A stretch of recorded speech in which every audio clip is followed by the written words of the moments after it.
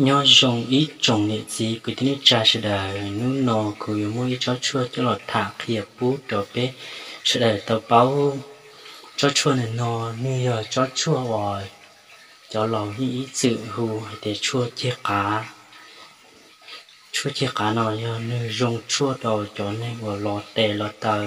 tía to cho lọt cứ lò dùng cứ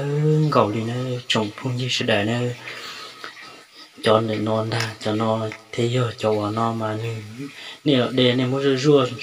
nên nó giờ tiền lỏng lỏng dễ dọn ra giờ tiền nếu mà ở tư thế thứ chúa thì giờ cho nên nó chỉ như trong ý dạng gạo thì xịt nếu mà để rồi rua nó chỉ như cu chìm lỏng họ cho nên nó mà một để cho nó rua chỉ như lỏng lỏng nữa cho nó mà thế giờ cho nó mà thế cho nó trong cho nên nó mình dùng trâu cho nên và lót tè lót tờ thia trâu tiếng khai ở to đó thia ở bao cho lọc khử đòn của cho bao đó thì cô giống cần gầu đi nữa trong nghệ sĩ cái thi trà nên sai còn tránh nó là tiền nên xả xí thế mua tiêu xí hậu xả xí đó thì chủ sai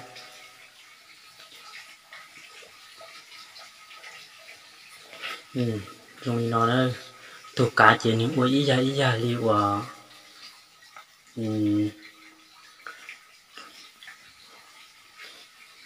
cho cá này cho cái tầng thì cho lò này thì mua thì chuột chiếc cá này đấy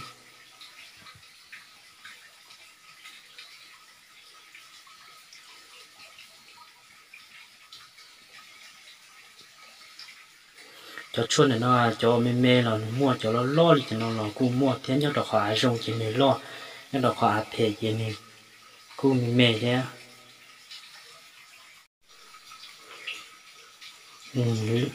thầu anh lầu tôi chè này mua tôi cho ba đó đi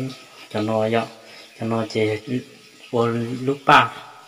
ô thủ cá chè này xong nó nữa thủ cá nếu ý ra thì nó nữa mua in tủ nó chè cho cá này xong nó